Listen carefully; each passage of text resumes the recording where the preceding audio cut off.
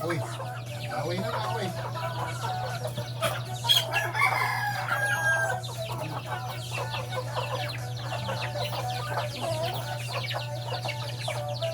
Sorry ba?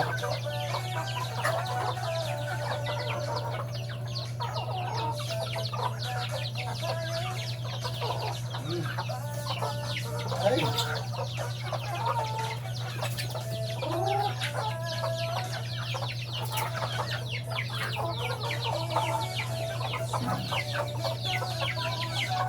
Ang dali. Oh.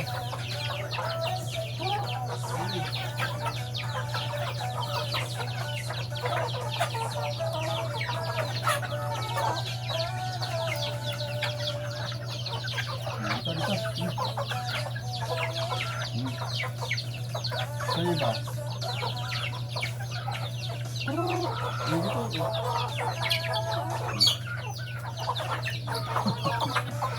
Hindi ba away?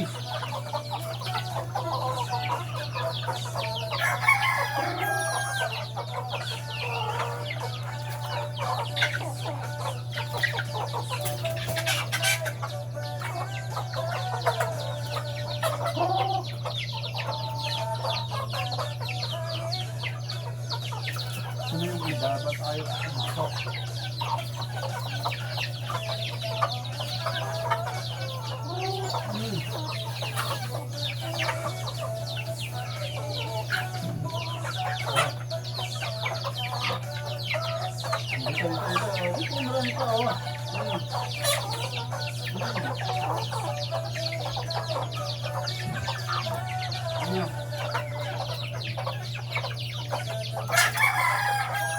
Yung lalapit dyan, sungit yan.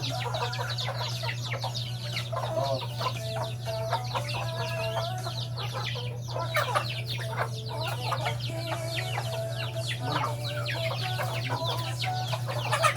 No, dito. Ano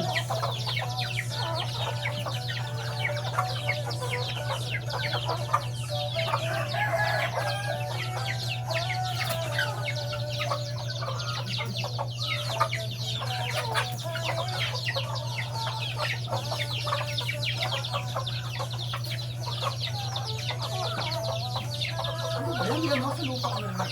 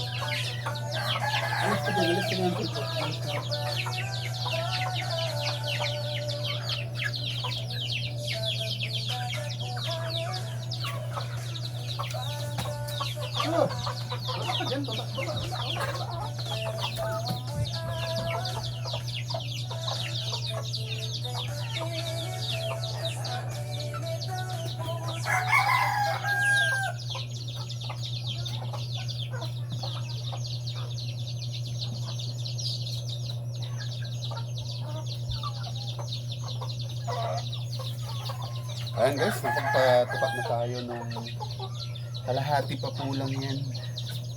Yung iba na sa galaan pa. Sulpot na malis ka dyan at papaluan ko dyan ng manak. ka dyan, makisalam mo.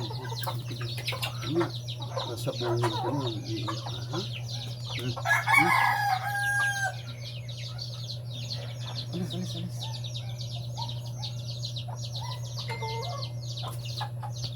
Wala. Uubusin pa nila yan kahit mga maliliit. Patayin mo.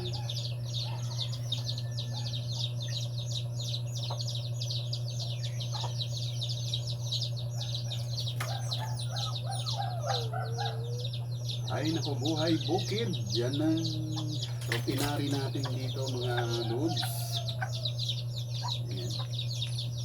Kaya kailangan itong ground natin ay everyday po yan. Every morning nililinis. With ano yan, yung water hose. Kasi dyan na lang po sila kakain. No need na doon sa mga tray sila lalagyan. At kasi maulan dito, hindi pwede rin naman didirect sa lupa. Makakakain sila ng lupa. Kaya ngayong rainy days, lagi lang lilinisin natin itong ground para dito sila kakain. Sabay-sabay. So mamaya, the second batch, kasi medyo malalayo na yung ginamot ng iba. Ano pa eh, dalawang inahin pang hindi dumating, tapos yung isang batch na ano, naglilimlim yung nanay. So no worries na si Kuya Dan dahil malalaki na yun. Di na yung kaya ng uwak para tangayin. So itong nakakulong doon sa yung ilalim ng bench na yun, nilagyan natin dyan ng kulungan. Ayan, kita po ninyo yan. Ano yung ano, mga 5 days na ano, bagong babang ano, sisiw. 29 si ano, 29 30, 31, 1, 2, no, 4 days pa lang sila. 4 days pa lang silang kabababa. So diretso muna sila sa kulungan para hindi sila ano, yayain ng nanay nila sa doon sa parang kasi andyan lagi yung ano, paikot-ikot yung mga uwak. Kaya delikado sa mga sisiw. So as of now, wala pang bawas yung sisiw. Ano pa rin sila? 12 out of 12. So perfect po yung kanyang pag-hatch. So very good yung nanay, yung inahin. Magaling siya mag limlim.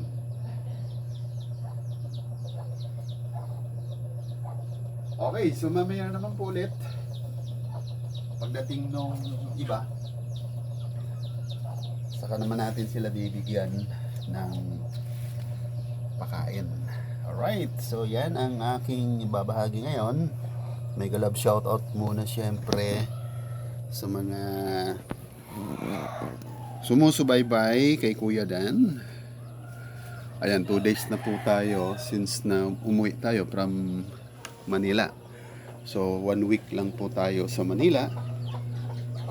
As I promised sa aking brother na nagbantay dito, nakabalik naman po tayo. And at the same time, nakapag-assist tayo doon sa pamangking kong namatay sa Manila.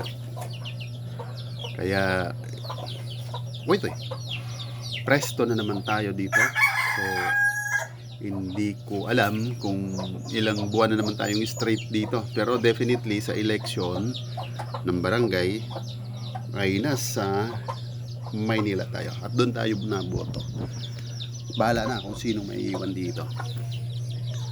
So ito po yung sinasabi kong 4 days na kabababa niya mula sa pugad niya. Okay. So at least nakakalabas pa sila dahil 1 inch by 1 inch naman yan eh. So ang mga ganyang sisiw nakakalabas pa sila.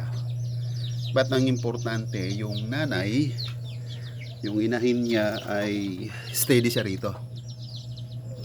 Hindi naman lalayo yung mga sisyo na yan kasi once na tinawag sila ng nanay, pasukan sila riyan. So safety sila sa predator, yung uwak nga po. Alright, kailangan para-paraan sa adventure para maiwasan ang mga casualty ng ating mga alaga. Sunorpal po yan pag mayroon mandaragit o predator, mayroon prey. So itong mga sisiw, kinukonsider natin na sila yung prey. O ito naman si Solpot, talaga naman pagdating ko super miss niya tayo, kaya ayan. Sa next nating pagbabahagi ng siya naman ang ating ipopokus. Yan, mabait siya, super bait siya. Alright, so mula po dito muli sa ating kinaroroonan dito po sa probinsya ng Albay, ang inyo pong lingkod ay pansamantalang magpapaalam ulit upang muli kayong imbitahin sa mga susunod nating pagbabahagi. Alright, God bless us all. Dan TV Vlog is now signing off. Alright.